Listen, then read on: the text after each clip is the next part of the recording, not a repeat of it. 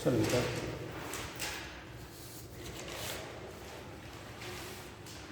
कल एक्सपेंशन वगैरह बता दिया गया था। थर्मल एक्सपेंशन क्या होते हैं, कितने टाइप के होते हैं, ठीक है। वाटर के केस में रियल और एपरेंट एक्सपेंशन क्या होगा, वो चीज़ें डिस्कस हो चुकी थी बेटा, ठीक। और ऐसे कुछ सुन लीजिए, जब हम लोग बेटा बात करते हैं क्या, अगर किसी लिक्विड को आप हीट करोगे ना, हीट करेंगे टेम्परेचर इंक्रीज करने पे, उसकी डेंसिटी पे क्या इफेक्ट होगा। कोई भी लिक्विड है अगर आप हीट कर रहे हो तो हीट करने पे डेंसिटी पे क्या इफेक्ट होगा। डेंसिटी इंक्रीज करेगी लिक्विड की, डिक्रीज करेगी या वही रहेगी। On increasing temperature density of liquid will increases, decreases और रिमेन्स कांस्टेंट। किसी लिक्विड की डेंसिटी टेम्परेचर राइज करने पे इंक्रीज करेगा, डिक्रीज करेगा या रिमेन्स सेम रहेगा, बताएंगे। थर्मल एक्सपेंशन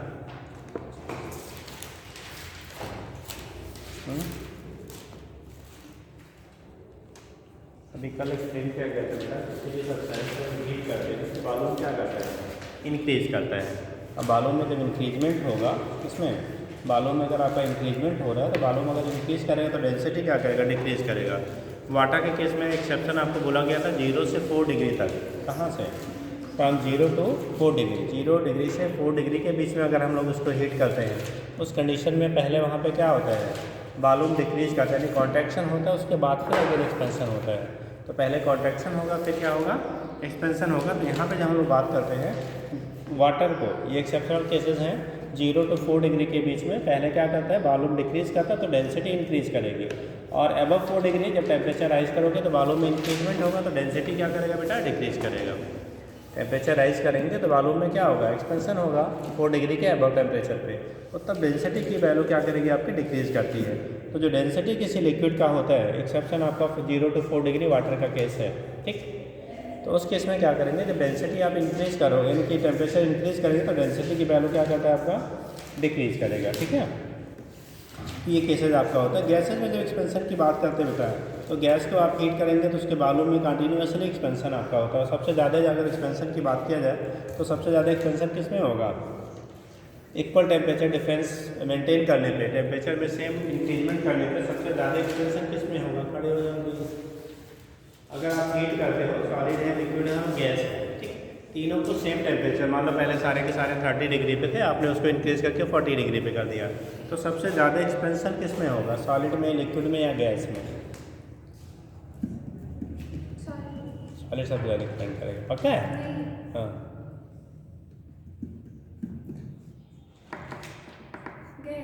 गैस करेगा। आप गैस में जी, गैसेस में एक्सपेंशन सबसे ज़्यादा होता है बेटा, क्योंकि मॉलिक्यूलर फोर्सेस क्या होंगी, सबसे कम होंगी, वीक होंगी। तो उस कंडीशन में क्या होगा, वहाँ पे टेम्परेचर राइज करने में एक्सपेंशन की वैल्यू सबसे क्या होगी, ज़्यादा होगी। तो गैसेस सिस्टम में एक्सपेंशन क्या होता है, सबसे लार्जर होता है अगर टेम्परेचर की वैल्यू को हम लोग वेरी कराते हैं तो, ठीक है। बैठ जाइए। तो ये केस आपका होता है, यहाँ से हम लोग ये सारी चीज़ें डिस्कस कर लिया था बेटा। अब आज पढ़ लीजिए स्पेसिफिक हीट, हीटिंग करेंगे स्पेसिफिक हीट बेटा।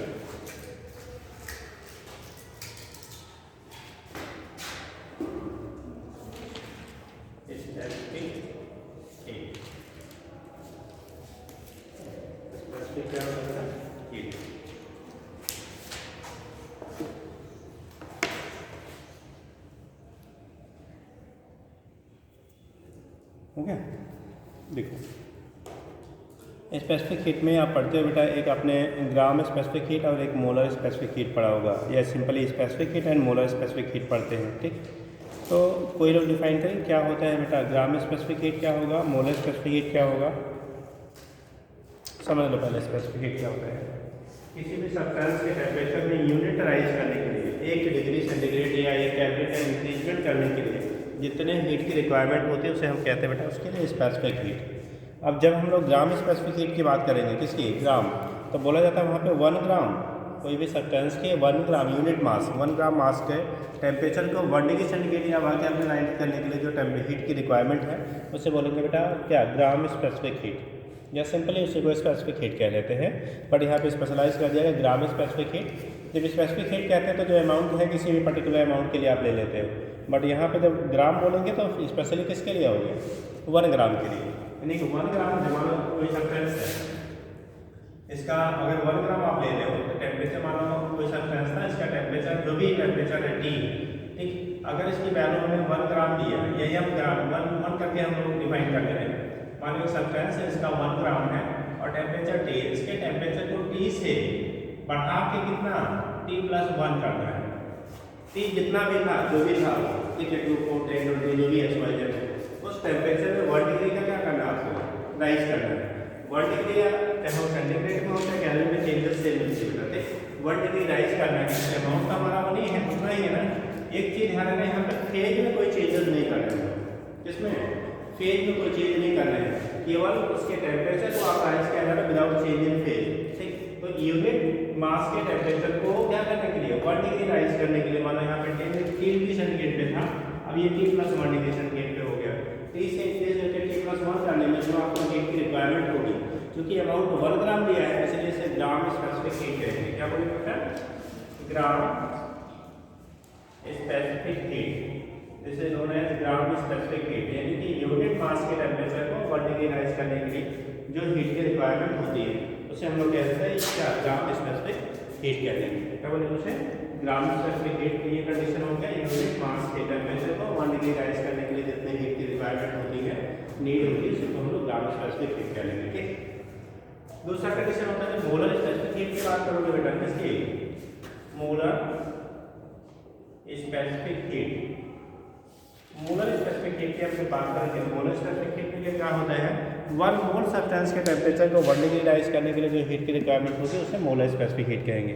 अब अगर मैथमेटिकली हम लोग यहाँ पे एक्सप्रेस करते हैं बेटा स्पेसिफिक हीट को, तो सपोज अगर क्यू हीट देने पे उसके टेम्परेचर या मास के टेम्परेचर में डेल्टा थीटा का अगर इंक्रीजमेंट हो रहा है, तो क्यू बराबर होगा, हम लोग लिखते हैं mc डेल्टा कितना, थीटा। तो c की वैल्यू निकाल लो Q/m इंटू डेल्टा थीटा, ठीक। ये मीटर कितना हो गया, डेल्टा थीटा। यही वैल्यू अगर m की वैल्यू आप 1 ले लो, ठीक, ये m इक्वल टू कितना ले लिया आपने, 1 ग्राम, ठीक, एंड डेल्टा थीटा की वैल्यू 1 डिग्री, तो c की वैल्यू किसके बराबर हो जाएगा, q के बराबर। इसी के बेस पे ग्राम स्पेसिफिक हीट का हम लोग डिफाइन करते हैं, ठीक। The amount of heat required to raise the temperature of unit mass of substance from 1 degree is called क्या, स्पेसिफिक क्या, ग्राम स्पेसिफिक हीट हो जाता है, ठीक है। 1 डिग्री सेंटीग्रेड टेम्परेचर में राइज करने के लिए कितना अमाउंट, 1 ग्राम को जो हीट की रिक्वायरमेंट होगी, उसे ग्राम स्पेसिफिक हीट। पेपर है,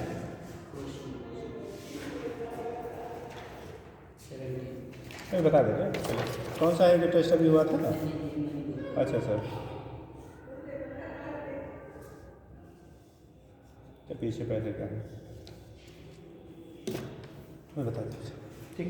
ये केस आपका हो गया, यहाँ से दिखा दिया आपने ग्राम। और जब मोलर की बात करेंगे तो वहाँ पे m की जगह पे हम लोग क्या 1 मोल लेते हैं, क्या लेंगे, 1 मोल। 1 मोल के लिए जब एक्सप्लेन करोगे तो उसी को नाम दे देगा मोलर स्पेसिफिक हीट। क्या बोलेंगे उसे, मोलर स्पेसिफिक हीट। मतलब पर मोल सब्सटेंस के टेम्परेचर को, 1 मोल सब्सटेंस के टेम्परेचर को 1 डिग्री राइज करने के लिए जो हीट की रिक्वायरमेंट होगी, उसे हम लोग क्या कह लेंगे, मोलर स्पेसिफिक हीट कह लेंगे, ठीक है। तो साथ में लिख लीजिए, क्या लिखा था बेटा, स्पेसिफिक हीट। इसमें फर्स्ट करेंगे gram specific heat, gram specific heat, gram specific heat.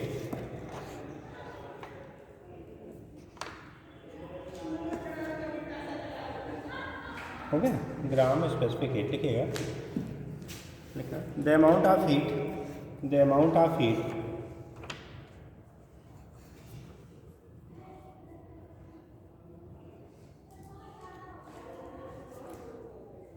The क्या है, अमाउंट ऑफ हीट, ठीक, नीडेड या रिक्वायर्ड, जो भी कर लो, the amount of heat needed to raise the temperature of, to raise the temperature of unit mass of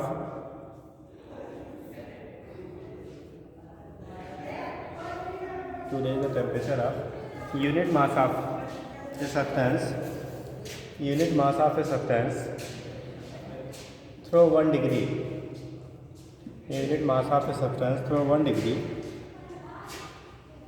is called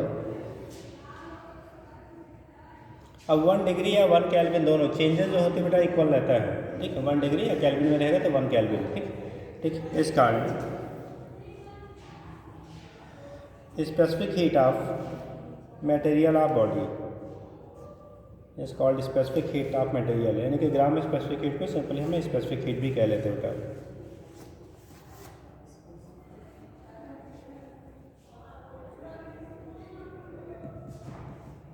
okay,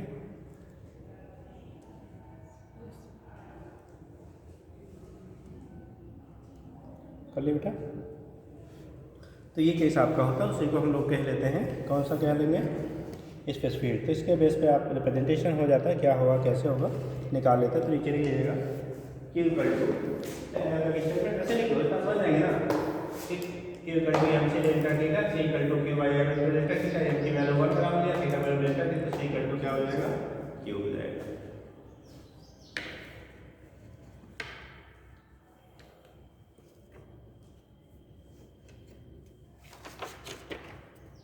ये full syllabus है बेटा।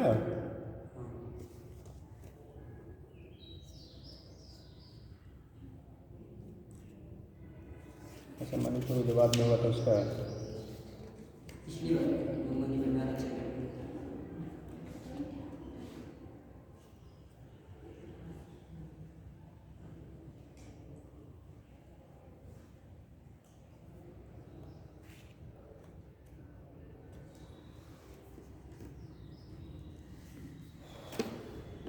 हो गया। चलिए अब मोलर कर लीजिए, कर देता है, लिखिएगा ना मोल। अच्छा ये बताओ स्पेसिफिक हीट की यूनिट क्या होगी बेटा? स्पेसिफिक हीट अगर सी की यूनिट लिया जाए तो यूनिट क्या होगा? सी की यूनिट क्या होगी यहाँ पे? अगर यूनिट हम लोग लें तो की यूनिट क्या लेंगे आप? अरे भाई हीट है, कैलोरी, नीचे मास है, तो अब अगर ग्राम में, चूँकि हम लोग ग्राम की बात कर रहे हैं तो वहाँ पे आप क्या ले लेंगे, ग्राम, और टेम्परेचर है डिग्री सेंटीग्रेड। तो अगर आप यहाँ से लिखेंगे इस फार्मूले से निकालोगे तो यूनिट ऑफ सी, तो ये होगा कैलोरी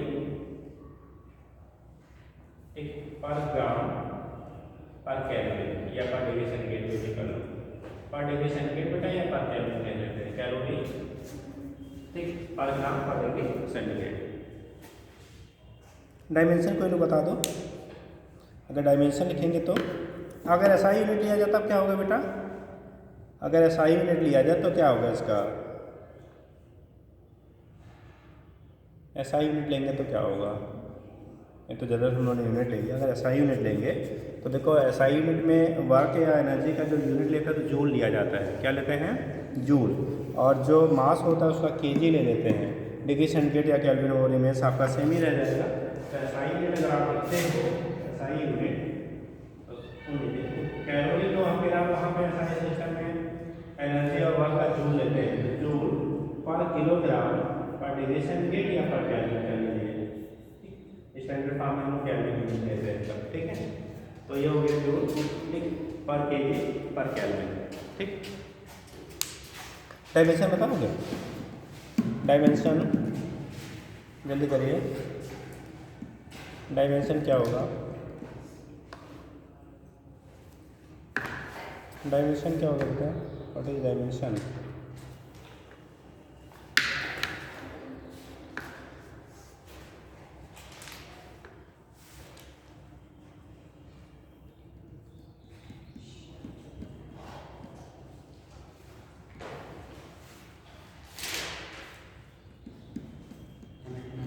हाँ क्या बेटा? एम टी के पावर -1, पक्का है? इसे सोच लीजिए। अगर सी का डायमेंशन निकालोगे तो सी का डायमेंशन क्या आएगा?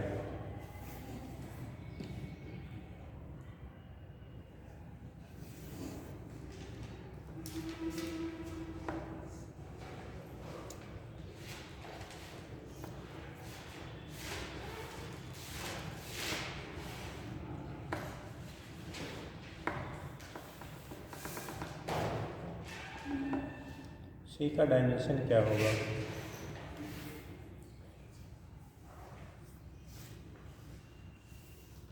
देखिए ये एनर्जी है, क्या है? डायमेंशन आप सीख हो गए। एनर्जी का होता है बेटा mL² T के पावर -2। नीचे मास है, मास का हो गया m, और टेम्परेचर है, टेम्परेचर को हम लोग K से दिखा दें या थीटा से दिखाया जाता है, ठीक है, जैसा भी रहेगा। तो मास का K हो गया, इसका हो गया केल्विन, टेम्परेचर को K से या थीटा से दोनों से रिप्रेजेंट करते हैं, ठीक। तो ये में क्या हो जाएगा कैंसिल, तो बचा क्या बेटा L² T के पावर -2 K के पावर -1 ऐसा मिलेगा, या L² T के पावर -2 थीटा के पावर जो भी रहेगा K के टर्म में रहेगा तो K लिखेगा, थीटा के टर्म में रहेगा तो थीटा रखिएगा। क्या निकाल डाला था जी, ठीक। तो वो केस आपका होता है, वहाँ से आप रिप्रेजेंट कर लेंगे क्या होगा। इसी को हम लोग कह लेते हैं स्पेसिफिक हीट बेटा, ठीक। आगे लिखेंगे आप molar specific heat, molar specific heat.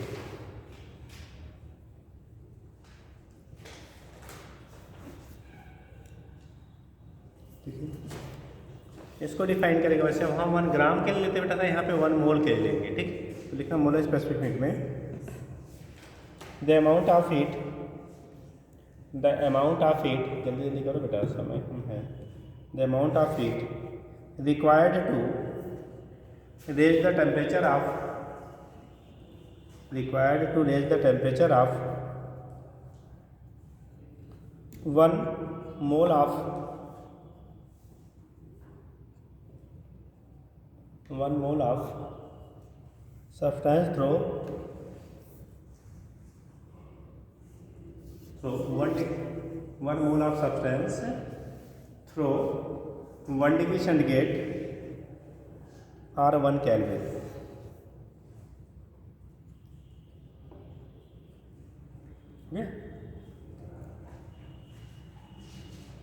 अब देखो, अगर हमें मोलर स्पेसिफिसिटी से हम लोग स्मॉल सी से दिखाते हैं, तो मोलर की बात करते हैं कैपिटल से लेते हैं, ठीक।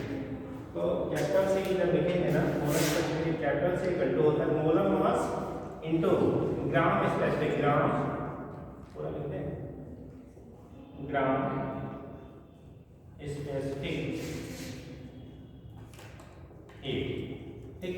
तो capital M into small c, ठीक। यानी कि जो मोलर, जब मोलर लेंगे तो एक मोल का जो मॉलिक्यूलर मास होगा उसके बराबर मास होगा। तो जो ग्राम स्पेसिफिक हीट होता था ना, उसमें बेटा हम लोग क्या कर देते हैं, मल्टीप्लाई कर देते हैं उसके मॉलिक्यूलर मास से, ठीक। तो वहाँ से मोलर स्पेसिफिक हीट की वैल्यू मिल जाती है। और अभी हम लोग लिखा था C=Q/m थीटा। तो यहाँ पे जब करेंगे आप तो C की वैल्यू हो जाएगा कैपिटल C हो जाएगा capital M/Q/m theta. Molar mass को अगर नीचे लाएंगे तो बाई में चला जाएगा, इसके कहाँ जाएगा बाई, तो उसको मोल के टर्म में, ये मोलर मास है और ये वेट ऑफ सब्सटेंस है, स्मॉल m जो है वो वेट ऑफ सब्सटेंस है या मॉलिक्यूलर वेट है, ठीक है। क्यों आपको हीट गिवन है, डेल्टा टीटा टेम्परेचर चेंज, अगर इसे मोलों के टर्म में लिखेंगे तो C=Q/m हो जाएगा डेल्टा थीटा, और इसी को number of mole small m से भी दिखा देते हैं, n × डेल्टा थीटा, n मोलों के नंबर है बेटा, ठीक। वह कौन क्या है, वह m mass of substance in gram, capital M molar mass of substance, molar mass of substance, और ठीक थीटा जो है delta theta change in temperature,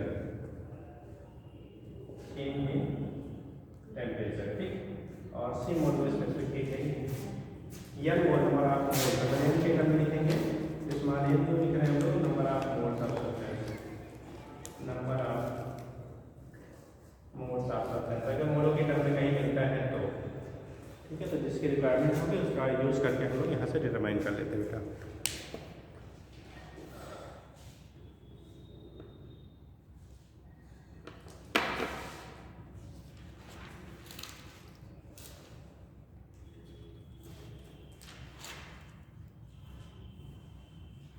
कर लिए,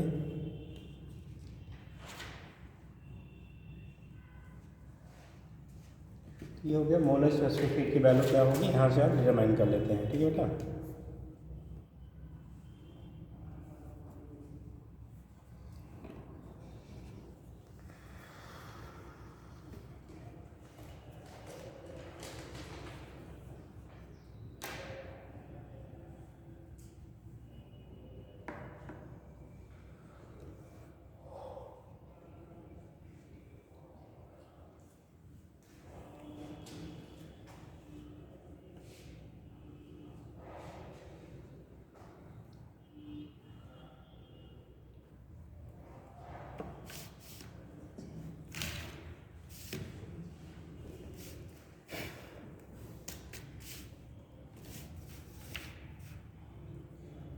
हो गया बेटा।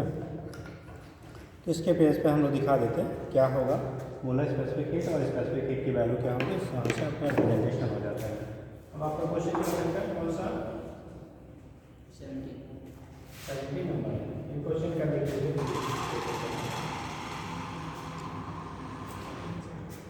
परिवर्तन हो गया, बाकी वाला अननेसेसरी है।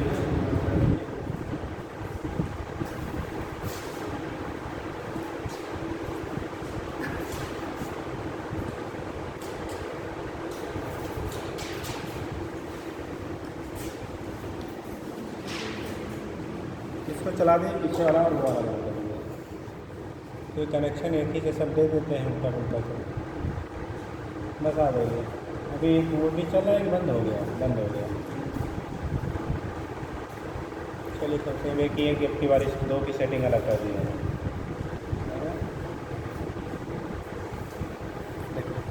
आप लोग इधर आ जाइए, हवा वाल मिल जाएगा। हैं लग रहा है बहुत दूर तक तुम लोग पंखे में हवा देता है, कोई बात नहीं, चलो ठीक। तो ये हो गया मोलर स्पेसिफिक क्या हो गया बेटा, हीट हो गया। क्या क्वेश्चन देख लीजिए बेटा, क्वेश्चन नंबर क्या बोला बेटा 17। The amount of elastic potential energy per unit volume of A steel wire of length 100 centimetre and stretch by 1 millimetre, young modulus दिया है। देखो आपको जो एनर्जी होती थी elastic potential energy per unit volume का फार्मूला लिखाया गया था। आप एक तो था स्ट्रेस इंटू स्ट्रेन, एक था यंग मॉडुलस इंटू स्ट्रेन का स्क्वायर, एक था स्ट्रेस का स्क्वायर अपॉन यंग मॉडुलस, ठीक हाफ, ठीक। तो यहाँ पे हमारा क्या है, आपको लेंथ दिया गया है 100 सेंटीमीटर, इलास्टिक है 1 मिलीमीटर, यंग मॉडुलस की वैल्यू आपको दी गई है। क्वेश्चन में यंग मॉडुलस गिवन है बेटा 2 × 10⁻11, ठीक। तो हम लोग लिखेंगे बेटा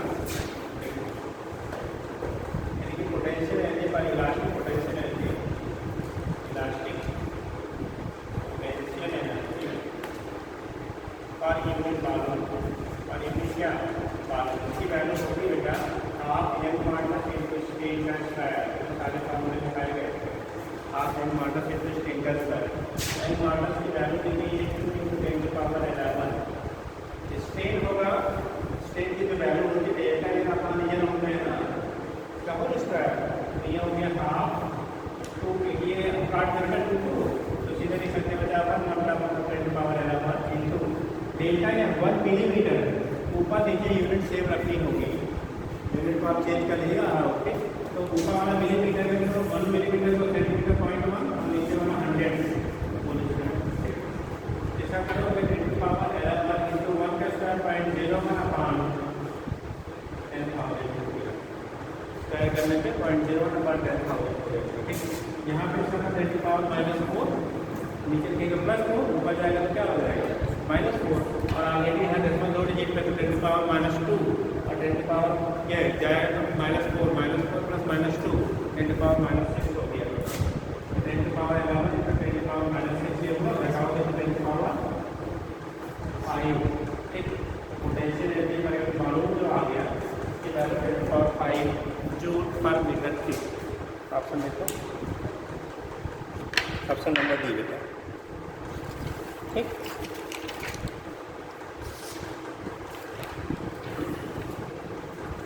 हो गया। तो ये केस आपका होता है, यहाँ से बेटा आपने निकाल लिया स्पेसिफिक हीट की वैल्यू क्या होगी, ठीक। वो चीज़ें इसके बेस पर आप डिटरमाइन कर लेते हैं, ठीक है। नेक्स्ट आप करेंगे, अब इस पर थोड़ा सा सुन लेंगे। जब हम लोग लिक्विड की बात करते हैं, किसकी बात करते हैं, लिक्विड की बात करते हैं, तो बोला जाए अभी आपको समझाया था, स्पेशली जब हम वाटर की बात करते हैं तो उसके से पहले टेम्परेचर राइज करने पे 0 से 4 डिग्री तक उसका डेंसिटी बढ़ता है यानी वॉल्यूम घटता है, फिर इंक्रीजमेंट आता है, ठीक। अब यहाँ पे आप किसी भी चीज़ को अगर हीट कर रहे हो, क्या कर रहे हो, हीट कर रहे हैं, तो वहाँ पे कितना उसको टेम्परेचर को राइज करने के लिए क्या करेंगे आप, ठीक है, हीट की रिक्वायरमेंट होगी। तो क्वेश्चन जब लगाते हैं, क्वेश्चन इस टाइप का बनता है, वैसे क्वेश्चन की बेस पर समझ लीजिए पहले। देखो जैसे कहा गया कि वाटर है, ठीक, वाटर का मतलब मानो 200 ग्राम वाटर है, उसके टेम्परेचर इनिशियली 30 डिग्री पे था, उसे 30 डिग्री सेंटीग्रेड से मान लो 80 डिग्री सेंटीग्रेड में कन्वर्ट करना, तो कितने हीट की रिक्वायरमेंट होगी, कितने हीट की क्या होगी। रिक्वायरमेंट होगी, ठीक। तो उस कंडीशन में अगर हीट की रिक्वायरमेंट की हम लोग बात करते हैं, स्पेसिफिक हीट की वैल्यू वाटर के लिए बेटा 1 कैलोरी पर ग्राम लेते हैं, करते हैं 1 कैलोरी पर ग्राम किसकी, सी की वैल्यू। और जब हम लोग लेते हैं किसका वैल्यू, अगर आपको लेटेंट हीट आप अब आगे पढ़ेंगे हम लोग क्या, जैसे ये तो हो गया स्पेसिफिक हीट, अभी पढ़ेंगे लेटेंट हीट, हिंदी में पढ़ा होगा गुप्त उष्मा, सुना है जी, हाँ, लेटेंट हीट हिंदी में कहते हैं गुप्त उष्मा और विशिष्ट उष्मा कहते हैं स्पेसिफिक हीट, ठीक। उस केस में क्या होगा, जब आप हीट सप्लाई देते हो, लेटेंट हीट क्या होता है किसी का आइडिया पहले समझ लीजिए तभी दोनों करें जी।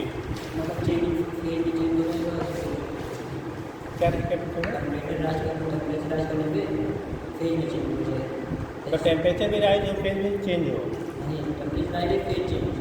केवल फेज चेंज करने के लिए जो हीट की रिक्वायरमेंट होती है उसे हम लोग लेटेंट हीट कहते हैं। तो लिख लीजिए तभी क्वेश्चन कराते हैं कि कुछ पैटर्न पे क्वेश्चन पूछा जाता है। लिखिए स्पेसिफिक हीट हो गया, आगे लिखो लेटेंट हीट, लेटेंट हीट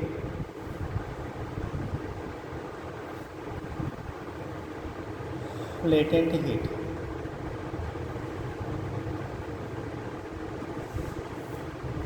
लिखिए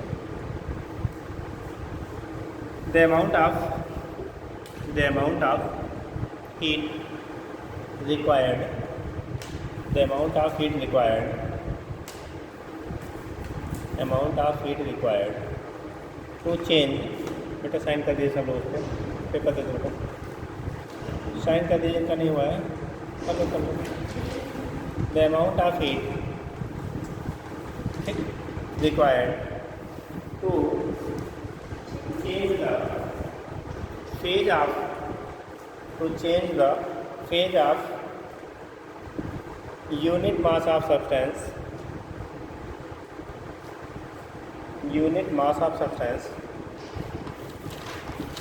without changing its temperature, without change in its temperature,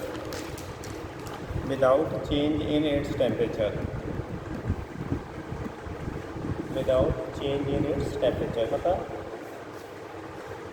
ठीक है बेटा, टेम्परेचर चेंज किए बिना क्या किए, टेम्परेचर में चेंज किए, ठीक है। जो फेजर में हम लोग क्या करते हैं, चेंज करते हैं, मतलब जैसे आप लिक्विड से गैस में कर दिया, गैस से सॉलिड में लिक्विड में कर दिया, या लिक्विड से सॉलिड में कर दिया, तो फेज चेंज करने पर जो एंथैल्पी में चेंजेस होती हैं, जनरल एनर्जी की रिक्वायरमेंट या रिलीज होता है, ठीक है। तो अमाउंट ऑफ एनर्जी रिक्वायर्ड लिखा है, रिक्वायर्ड आप लिख रिलीज कर दो, रिक्वायर्ड आप लिख रिलीज, हाँ नहीं चेंज रहेगा सब कुछ, रिक्वायर्ड आप लिख कर लो release to change the phase of fluid mass of substance, ठीक। अब बोलोगे कब रिक्वायर्ड होगा कब रिलीज, जैसे पानी को अगर बॉयल करके आपको वेपर में बदलना है तो क्या होगा, रिक्वायर्ड होगा। लेकिन अगर वेपर कंडेंस करके फिर से क्या करना है, वाटर में करना है, तो क्या करेगा वो हीट रिलीज करेगा, ठीक। उल्टा आइस को अगर आपको क्या करना है, मेल्ट कराना है तो हीट देना पड़ेगा, हीट सप्लाई देंगे तो आइस क्या करेगा, मेल्ट होके वाटर में कन्वर्ट होगा, ठीक। लेकिन अगर आइस को कूल करना है, वाटर को कूल करना है, तब जाके वो क्या बनेगा, आइस बनेगा। तो उस कंडीशन में एक प्रोसेस में हीट रिलीज होगी, दूसरे में क्या होगी, एब्जॉर्ब होगी। तो इसीलिए यहाँ पे आइदर रिलीज और एब्जॉर्ब दोनों कंडीशन बनती है, ठीक है, फेज चेंज करने के लिए। अब किसमें से किसमें आप चेंज कर रहे हैं उससे कह रहे हैं, जैसे मान लो आइस है, अब आइस से आपको वाटर बनाना है, आइस से क्या बनाना है, वाटर बनाना है। तो इस केस में अगर इसका मास m मास का है, ठीक, तो जो हीट की ज़रूरत होगी यहाँ से वाटर बनाने के लिए वो Q बराबर होता है m/L, ठीक। अगर इसका m मास का आपका आइस है, m ग्राम आइस है, उसको आइस से m ग्राम वाटर में बदलना है, m ग्राम कितने, m ग्राम आपको वाटर में बदलना है, तो इस केस में Q इक्वल टू में जो हीट की रिक्वायरमेंट होगी Q इक्वल टू ml, ठीक। आइस को मेल्ट करके वाटर को कूल करेंगे तो आइस बनेगा, तो वहाँ पे हीट उतना ही रिलीज होगा। मतलब जितना m ग्राम जिसको आइस को मेल्ट कराने में खर्च हो रहा है वाटर में, ये 0 डिग्री पे है बेटा, कहाँ पे 0 डिग्री सेंटीग्रेड से 0 डिग्री सेंटीग्रेड के किसमें बदल रहे हैं, वाटर में। अभी टेम्परेचर में कोई चेंज नहीं किया, फिर इसमें लास्ट में क्या, without change in temperature, without temperature change किए एक फेज से दूसरे फेज में कन्वर्ट करने में जो हीट की रिक्वायरमेंट होगी उसे हम लोग कहते हैं लेटेंट हीट। तो Q equal to ml, L equal to होगा Q/E, ये लेटेंट हीट क्या हो गया आपका, लेटेंट हीट की वैल्यू है, यहाँ से दिखा लेते हैं। तो L से यहाँ रिप्रेजेंट करते हैं, ठीक। L से क्या करते हैं, रिप्रेजेंट करते हैं। जैसे आपने सुना होगा गुप्त दान, सुना है? लोग दान 2 टाइप के करते हैं। एक गुप्त दान, मतलब जो देता है उसके नाम को क्या नहीं किया जाता है, बताया नहीं जाता, छुपाया हुआ है, ठीक। अब कुछ लोग देते हैं 2 रुपया और अनाउंस कराते हैं 5 बार, हैं इन्होंने दान दिया, है ना। तो कंडीशन आपका होता है यहाँ पे हीट तो हम देते हैं बट टेम्परेचर में कोई चेंजेस नहीं होती है। इसका मतलब हीट जो हम दे रहे हैं ना बेटा, वो केवल कहाँ खर्च हो जा रहा है, उसके फेज को चेंज करने में, फेज को क्या करने में, चेंज करने में आपका क्या हुआ है, जो एनर्जी आपने प्रोवाइड किया वो एब्जॉर्ब हुआ या क्या हुआ, कन्वर्ट हुआ, ठीक। साइन हो गया सबका बेटा।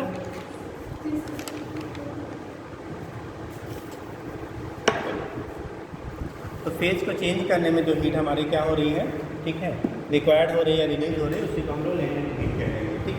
अब इस पर क्वेश्चन कैसे बनता है, क्या रखेंगे, जो लेटेंट हीट की वैल्यू होती है वहाँ पे लिख लेना, तो वाटर की स्पेसिफिक हीट की वैल्यू 1 kg/g लेते हैं। जब हम लोग latent heat 2 condition specially study करते हैं, लेटेंट हीट ऑफ वेपराइजेशन, ठीक, एलपी, ठीक, लेटेंट हीट ऑफ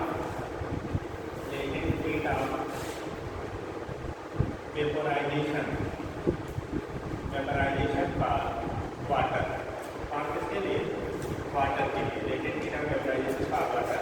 इसकी वैल्यू 540 कैलोरी पर ग्राम है, और पर किलोग्राम लेंगे तो 540 किलो कैलोरी पर किलोग्राम हो जाएगा। मतलब 1 ग्राम वाटर को आइस में बदलने के लिए जो आपको हीट की रिक्वायरमेंट होती है बेटा, किसकी रिक्वायरमेंट होगी, हीट की रिक्वायरमेंट होती है, वो आपका कितना 540 कैलोरी पर ग्राम की नीड होती है।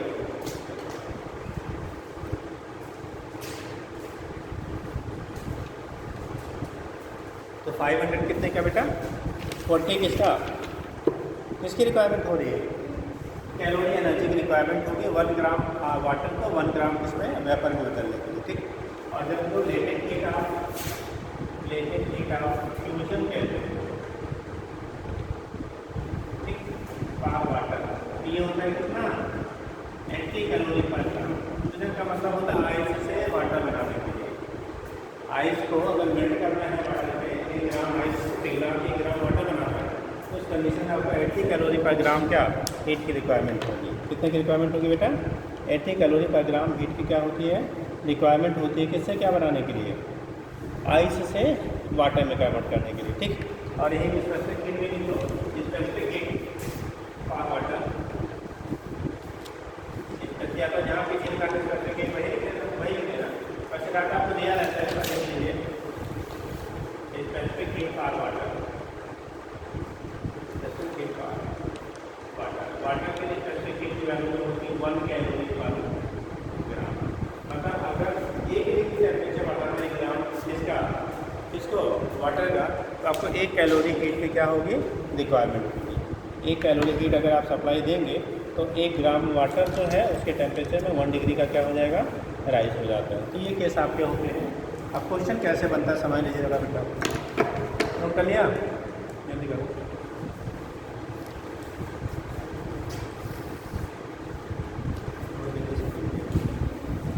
हो गया,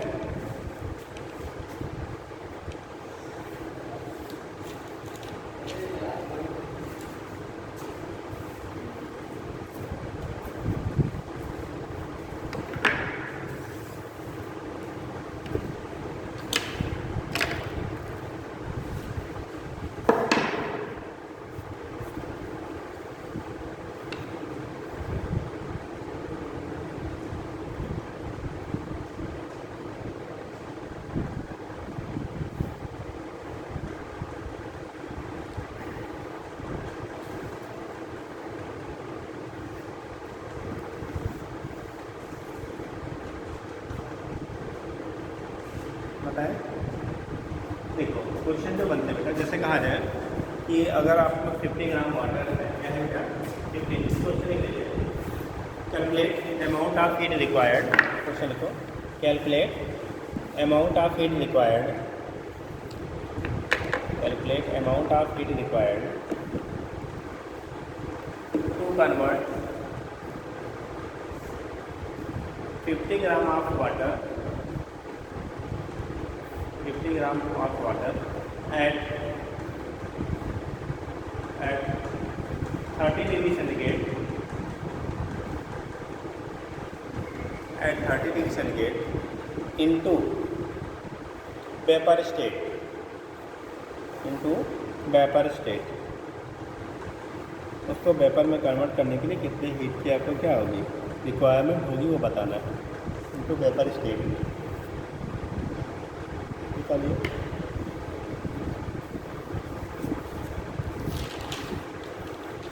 अगर उसको वेपर फेज में कन्वर्ट करना है तो कितने हीट की रिक्वायरमेंट होगी, उसके बेस पर आपको उसको डिनोट करना है।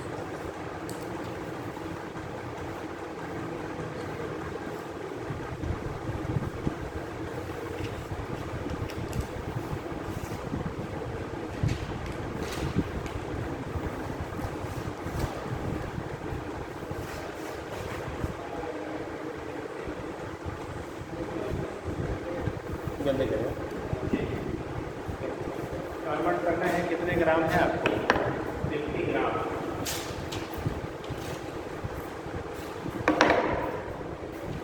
50 ग्राम वो है 30 डिग्री सेंटीग्रेड। इसको वेपर में बदलने के लिए हमें वेपराइजेशन बॉइलिंग पॉइंट कितना है वाटर का, वाटर की बॉइलिंग पॉइंट कितनी होती है, कितने पे खोलता है पानी जी, कितने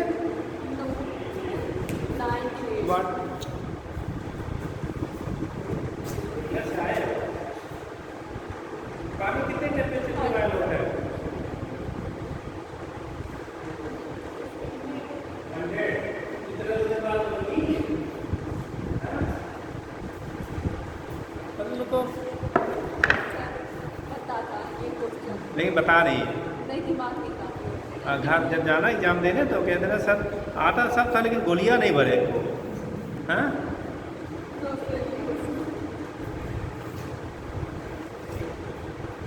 ऐसी चीज़ों के समझने को तो सर आता है शायद अगर सेकेंड थर्ड के बच्चे पूछे उसके यहाँ भी लिखा जाता है तो पानी वायर है ना, किस जमाने में पढ़ते आए और कितने डिग्री वायर होता है, जब से वायर के बारे में पढ़ना शुरू हुआ था सबसे पहले पानी का ही बताया है ना, क्यों नहीं बताया नहीं आया था कब, तो ये सब बता देता 50 ग्राम इसमें वाटर में ही लेकिन टेम्परेचर 30 से कहाँ पहुँचाना पड़ेगा 100 डिग्री सेंटीग्रेड, 30 to 100। अब इस 100 डिग्री सेंटीग्रेड अभी ये वाटर में है वेपर नहीं करता, ठीक वाटर में ही कितने पे, ठीक है 100 डिग्री। अब इसे भी हम लोग 50 ग्राम इसमें वाटर वेपर में बदल देते हैं, कितने वाटर वेपर, ठीक कितने पे 100 डिग्री। देखो यहाँ से यहाँ बदलने का टेम्परेचर कोई चेंज हुआ, टेम्परेचर इमेज से सेम है, ठीक बट यहाँ से यहाँ तक करना है टेम्परेचर क्या करना पड़ा, चेंज करना पड़ा। तो यहाँ जो हीट की रिक्वायरमेंट मुझे मानो K1 है, यहाँ पे जो हीट की रिक्वायरमेंट होगी वो Q2 होगी। K1 की वैल्यू जो होगा जब यहाँ हम लोग टेम्परेचर चेंज कर रहे हैं स्पेसिफिक हीट, जब फेज चेंज करेंगे तो लेटेंट हीट वाला, ठीक तो टोटल हीट रिक्वायर्ड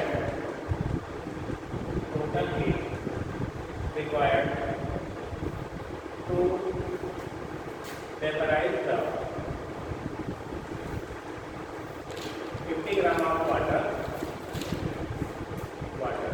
ठीक तो इस केस में Q की वैल्यू होगा Q1 प्लस कितना Q2, ठीक Q1 प्लस Q2, Q1 की वैल्यू होगा m into c into delta theta plus m into L, Q f की वैल्यू कितने ग्राम 50, ठीक सी की वैल्यू स्पेसिफिक गुणा दिया वाटर का 1 कैलोरी पर ग्राम होता है, तो लिखिएगा 1। टेम्परेचर में कितने का इंक्रीजमेंट किया इसको बताएंगे आप, कितना टेम्परेचर बढ़ रहा है, 30 से 100 कितना बढ़ा 70 डिग्री। तो डेल्टा थीटा जो लिखेंगे बेटा ये 100 माइनस कितना 30 यानी फाइनल में से इनिशियल को हटा देंगे, ठीक प्लस यम की वैल्यू 50 ग्राम में, एल की वैल्यू हमें बोला वेपराइजेशन 540 कैलोरी पर ग्राम लेते हैं, कितना लेते हैं बेटा 540 कैलोरी पर ग्राम लेते हैं, समझ गए। अब यहाँ पे वैल्यू दोनों को कैलकुलेट कर लीजिए, कितना हो जाएगा 50 तो यहाँ मतलब 70 प्लस गुणा कर दो 5 से ये 0 0 5 से 5 का 35 प्लस ये 2 0 हो गया 5 हो जाए 20 5 का 2 5 5 का 25 यहाँ ऐड करो 0 0 7 0 7 7 8 10 का 1 और 2 1 3 30,000 क्या 700 कैलोरी या इसी को 30.7 किलो कैलोरी कहते हैं। मतलब अगर आपको 50 ग्राम पानी है ना ओनली 50 ग्राम पानी वाटर उसे 30 डिग्री से नॉर्मल टेम्परेचर जो हमारा 30 डिग्री से आपको अगर वेपर में बदलना है तो कितने किलो कैलोरी एनर्जी से आपको खर्च करती है, कितने किलो कैलोरी एनर्जी क्या होती है आपकी कंज्यूम होती है उसे कन्वर्ट करने के लिए। ठीक है, समझ गए? जो दिन में बाल्टी भर का बॉयल करते हो ठीक तो कितनी एनर्जी कंज्यूम होती है सोच लो। समझ गए? अगला क्या नहीं बुझी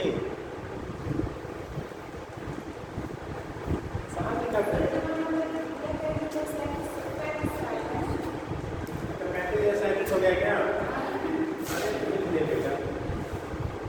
अरे बेटा 35 हो गया था मेरा, ये हो गया 5 कैलकुलेशन में 5 साथ साथ 35 हो गया 37 नहीं होता है ना। चलो ठीक है, तो चलिए आपने बताया 30,500 कैलोरी या 30.5 किलो कैलोरी हो गया। तो इतनी एनर्जी की आपको क्या होगी रिक्वायरमेंट होगी 50 ग्राम वाटर को 30 डिग्री से उसको वेपर फेज में कन्वर्ट करने के लिए। ठीक, आपने इतना तो लोअर क्लास में शायद 6 7 में पढ़ते हैं कि अगर आप क्या रोटियां खाते हो बनाते भी होंगे, कितने लोग बनाने आता है जी? रोटियां कितने लोग बना लेते हैं? बड़ी अच्छी बात है, हमारे हिंदुस्तानी सब जानते हैं, है ना। ठीक, तो इस कंडीशन में जो रोटी पकाते हैं अगर पहले चमचे से ना पकड़ के कभी उंगली से पकड़ लिया और उंगली घुस गई रोटी में तो क्या होता है? बहुत तेज़ जलता है। क्यों भाई? टेम्परेचर तो 100 डिग्री ही है, जलता तेज़ क्यों है? एक क्वेश्चन पूछा जाता है कि अगर एक फिंगर को आप बॉइलिंग वाटर में डिप करिए और दूसरे फिंगर को किस में वेपर में डिप करिए तो किस में ज़्यादा बर्निंग होगी? यानी एक को खौलते हुए पानी में डाल दो और दूसरे दूसरे को क्या पकी हुई रोटी फूली हुई रोटी में डाल दो तो कौन ज़्यादा जलेगा? रोटी वाला कि पानी वाला? क्यों बेटा खड़ी होकर बताओ, ऐसा क्यों होता है? नहीं और कल दोनों में चला के आता है क्यों बताए? पानी वाला टेम्परेचर दोनों सही है तो जब दोनों सही बराबर होना चाहिए नहीं टेम्परेचर दोनों वही तो पूछ सकते क्यों चलेगा? इसका रीजन नहीं होता है भाई ये 540 कैलोरी उसके पास एक्स्ट्रा एनर्जी आ जाती है। ठीक, उसके पास पर ग्राम 1 ग्राम वाटर के पास 540 कैलोरी एक्स्ट्रा हीट है। ठीक है, और जो बॉइलिंग वाटर है उसके पास केवल टेम्परेचर की वजह से जो है उतना ही है, उसके बाद इतना एक्स्ट्रा हीट होने की वजह से आपका क्या होगा बर्निंग ज़्यादा होती है। ठीक है, तो अब ऐसा नहीं कहना, आप कहना कि जिनके वेपर के पास क्या होता है 540 कैलोरी पर ग्राम एनर्जी एक्स्ट्रा आपकी होती है इसलिए वो एक्स्ट्रा ग्राम है ना जी। ठीक, चल बैठ हो जाएगा भैया। एक कूलिंग पे आता है, कहा जाता है बेटा अगर 50 ग्राम वाटर है ठीक मान लो 30-40 डिग्री सेंटीग्रेड पे है उसमें 50 ग्राम आइस को क्या कर दिया जाए मिक्स कर दिया जाए तो मिक्सर का टेम्परेचर कितना होगा? जल्दी बताओ टाइम कम है। हाँ 50 ग्राम आइस है उसमें 50 ग्राम वाटर को जो 50 डिग्री मान लो 40 डिग्री सेंटीग्रेड पे था पहले उसमें मिक्स कर दिया जाए तो मिक्सर का टेम्परेचर क्या होगा? 0। क्यों? कितना आइस मेल्ट करेगा? बता देना, पूरा मेल्ट हो जाएगा। क्वेश्चन करिए, लिखिए जल्दी करिए। ठीक है 50 ग्राम आप या 100 ग्राम कर लो 100 gram of ice eight 0 degree centigrade 100 gram of ice eight 0 degree centigrade is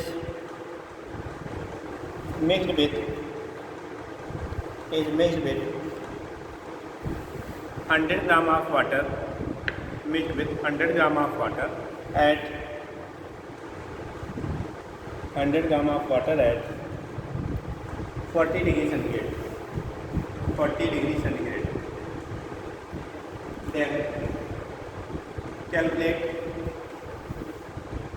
Then calculate temperature of the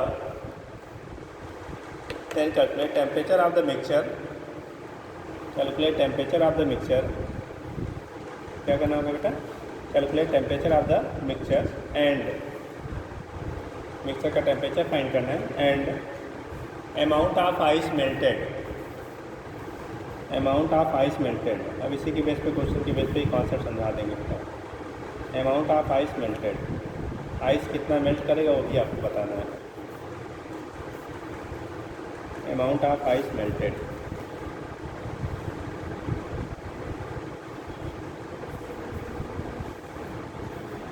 कितना आइस मेल्ट करेगा, लगाओगे या बताएं?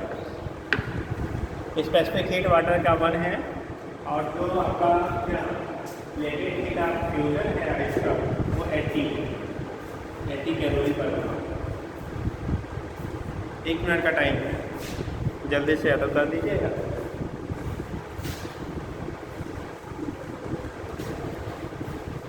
कितना मिक्सचर का टेम्परेचर रहेगा और दूसरा कितना आइस मेल्ट कर रहा है, पूरा मेल्ट करेगा, आधा करेगा, कुछ और करेगा, क्या होगा ये आपको बताना है।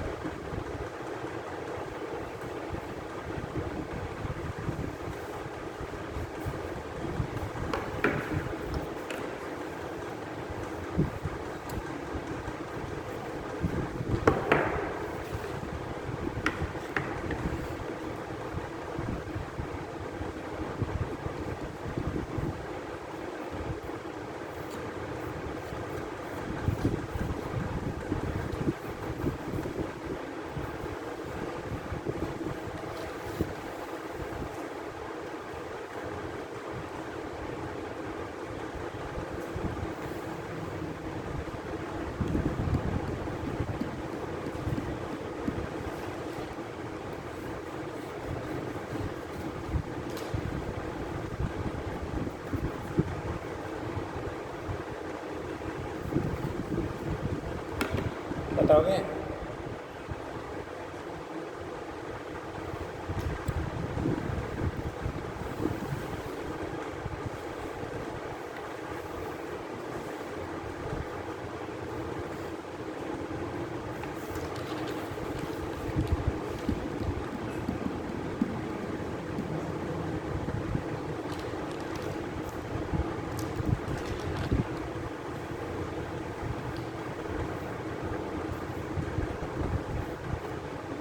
चलिए देखिए टाइम ओवर हो गया।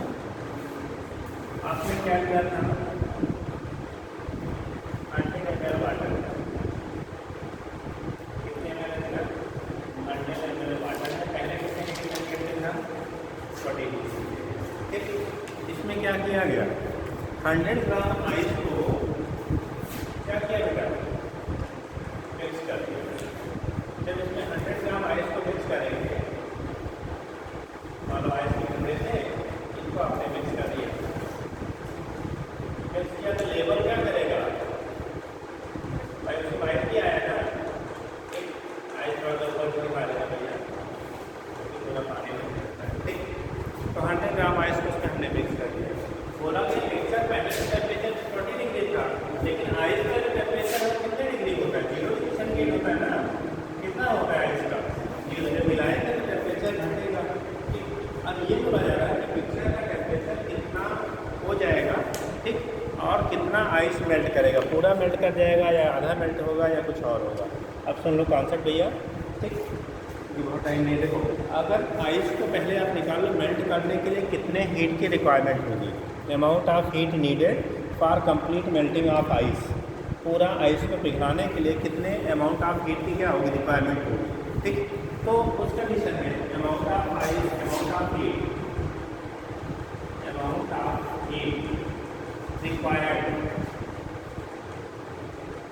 रिक्वायर्ड फॉर किसके लिए? Complete melting of ice. तो जो अमाउंट हीट रिक्वायर्ड होगी पूरा मेल्ट करने के लिए, मतलब Q कंट्रोल ml के बराबर होगा ना। उसको पूरा पिघलाने के लिए हीट चाहिए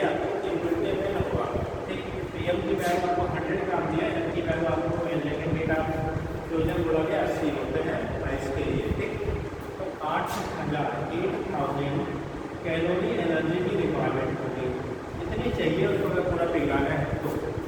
अब ज़रा सुनना, हमारे पास वाटर कितने डिग्री पे था? 40।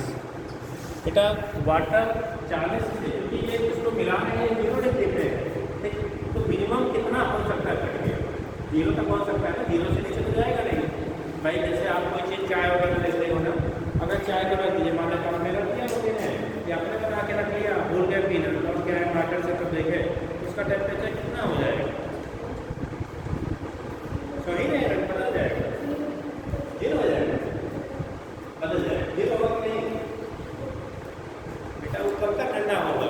जब तक उसका टेम्परेचर एटमॉस्फेरिक टेम्परेचर के बराबर ना हो जाए। भाई इस धूप में अगर आपको खड़ा कर दिया जाए, कोई सामान रख दिया जाए, तो उसका टेम्परेचर कितना बढ़ सकता है? जितना एटमॉस्फेयर का टेम्परेचर है। ठंडा के टाइम में रख देंगे किसी मटेरियल को कहाँ पे? एटमॉस्फेयर में, तो कितना घट सकता है? जितना एटमॉस्फेयर का टेम्परेचर है वहाँ तक घट सकता है, उससे ज़्यादा नहीं घटेगा, ठीक, और ना ही उससे ज़्यादा बढ़ेगा। अगर ज़्यादा बढ़ता तो प्रेशर कुकर क्या करते हैं, उसमें सब रख के और छत पे रखाते, वो अपने आप क्या होता, पक जाता, धूप में रख देते। लेकिन कंडीशन क्या है, वो कितना बढ़ सकता है? जितना एटमॉस्फेरिक टेम्परेचर है उससे ज़्यादा नहीं बढ़ेगा। उससे ज़्यादा बढ़ाने के लिए फिर आपको सिस्टम लगाना पड़ेगा। अब चाहे सोलर पैनल लगा के उसको हीट करो, या चाहे आप बर्नर लगा के करो, चाहे आप इंडक्शन लगा के करो, मतलब कोई ना कोई सोर्स आपको एनर्जी का देना पड़ेगा, तभी उससे ज़्यादा वो एटमॉस्फेयर से गर्म या ठंडा होता कोई भी चीज़, ठीक। तो कंडीशन क्या है, आप जब आइस को मिलाओगे उसमें वाटर में, तो वाटर का मिनिमम टेम्परेचर जो घट के हो सकता है वो 0 हो सकता है, उससे बिलो नहीं होगा, ठीक। तो हमारा पहले कितने डिग्री पे वाटर था? 40 डिग्री। वाटर जो था पहले 40 डिग्री सेंटीग्रेड। अब 40 से बाइक में हमने कहा कि पूरा मानो ठंडा हो जाता है, 0 तक पहुँच जाएगा, उससे ज़्यादा तो नहीं हो सकता ना।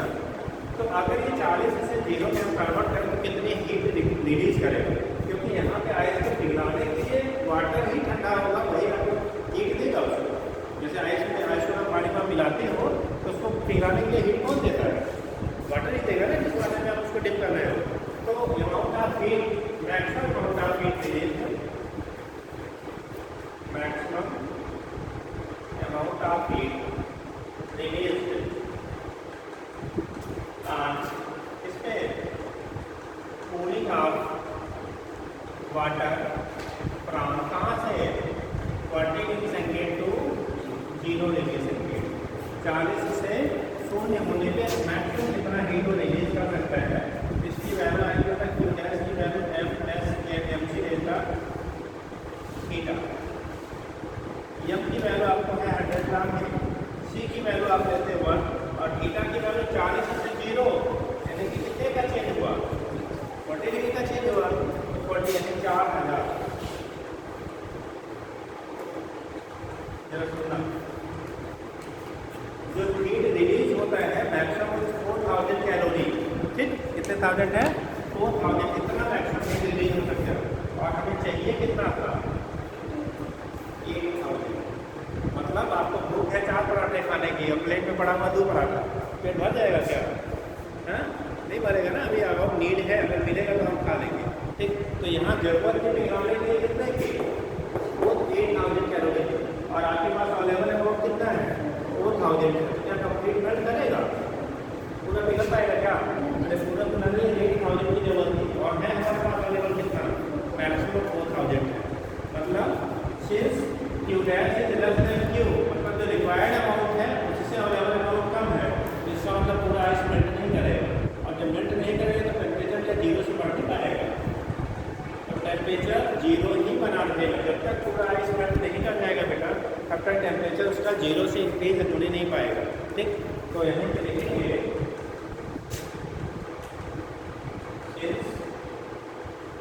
Q dash is less than Q, Q dash है जो अमाउंट हीट रिलीज हो रहा है, Q है जो उसको जरूरत है, Q dash is less than Q, so temperature of mixture will remain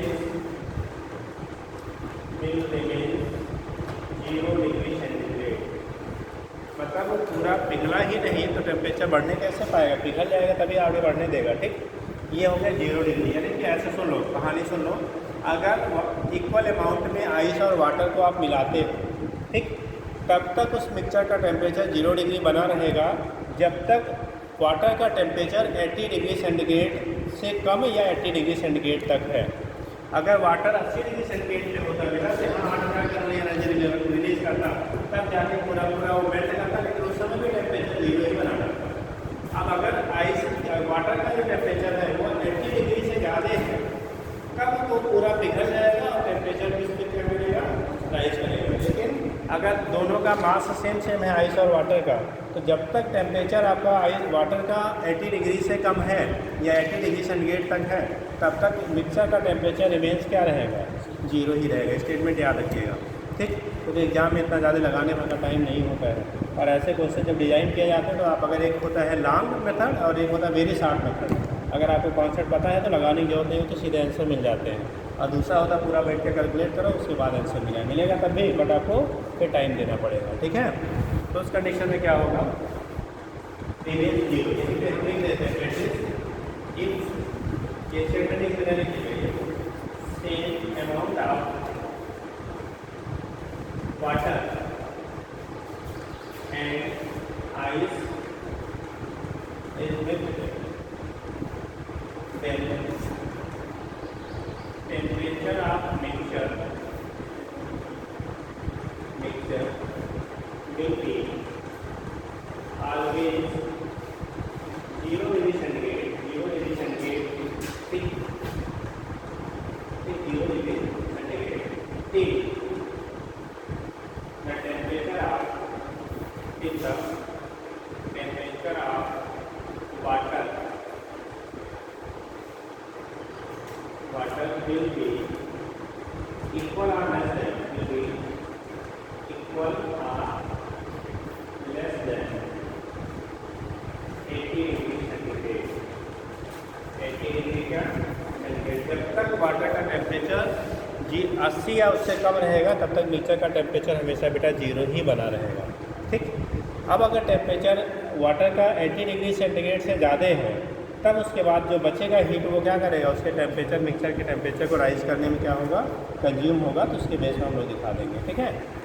आगे देखेंगे, अब ये लोग बेटा, ठीक। तो यानी कि 80 डिग्री सेंटीग्रेड से कम है तब तक वो पूरा कभी भी पिघलेगा नहीं, कम है तो तब पूरा नहीं पिघलेगा, 80 डिग्री होगा तो पूरा पिघल जाएगा, बट टेम्परेचर 0 ही रहेगा। अब अगर मुझे अमाउंट ऑफ आइस मेल्टेड कितना होगा, कितना अमाउंट आइस का मेल्ट कर जाएगा, तो अमाउंट ऑफ आइस मेल्टेड,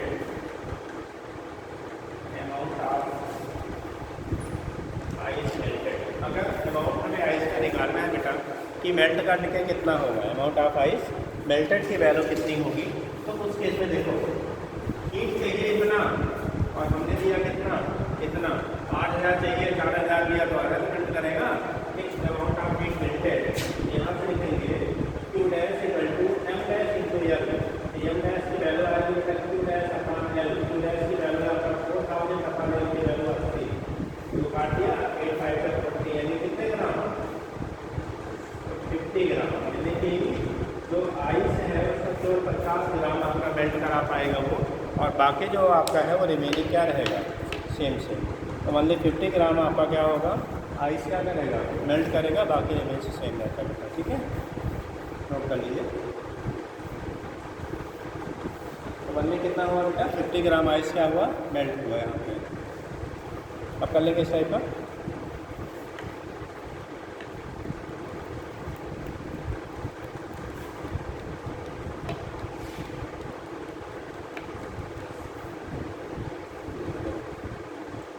ये तो कंडीशन आपका हो गया। अगर स्पेसिफिक हीट, लेटेंट हीट वगैरह क्वेश्चन पूछे जा रहे हैं तो क्या होगा, कैसे होगा, वहाँ से बेटा हम लोग रिप्रेजेंट कर लेते हैं, क्लियर है, ठीक।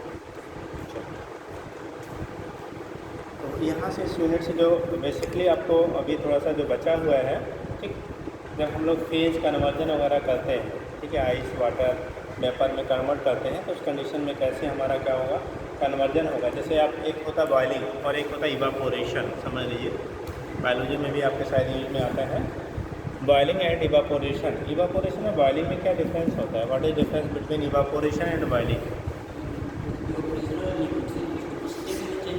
जी जी कुछ है, हाँ, सॉलिड से लिक्विड होगा,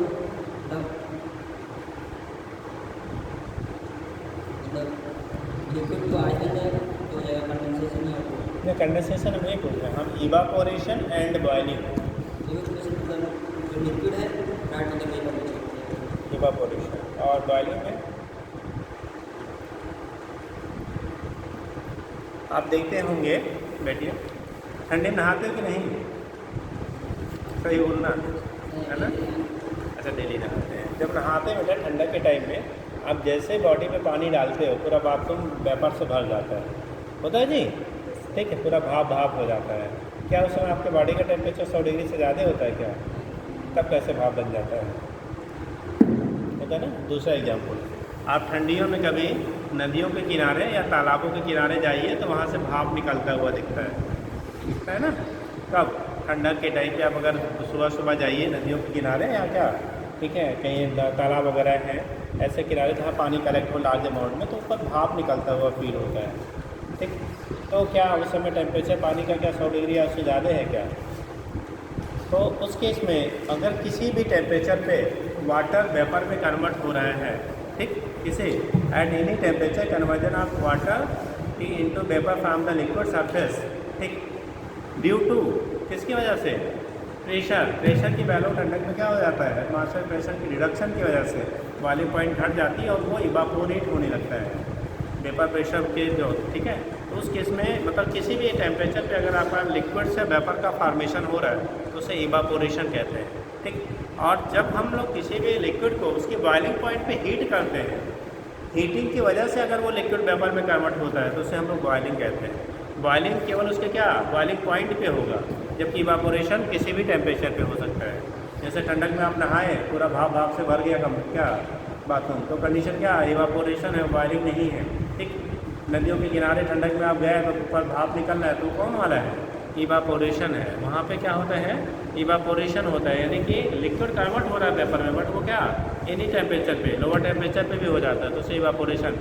उल्टा खोल लो, फ्रीजर जो होता है फ्रिज का, ठीक है, अगर लॉन्ग टाइम तक बंद है, बार बार खुल नहीं रहा, आप खोलिए तो उसमें से भाप निकलता है, ठंडा रहता है फिलहाल, लेकिन वो वेपर फेज में निकलता है ना। तो क्या वहाँ टेम्परेचर 100 डिग्री से ज़्यादा है? नहीं है ना। तो लोअर टेम्परेचर पे भी लिक्विड का वेपर में कन्वर्जन होता है, बट वो विदाउट क्या कंडीशन है वहाँ पे? बॉइलिंग के हो रहा है, तो उस केस में हम लोग उसे इवापोरेशन कहेंगे। और बॉइलिंग पॉइंट पे अगर हम लोग कन्वर्ट करते हैं तो उसे टर्म क्या देंगे? बॉइलिंग देंगे, ठीक है। तो थोड़ा सा बचा है बेटा, कल ये चैप्टर ख़त्म हो जाएगा, फिर अगला स्टार्ट किया जाएगा, ठीक।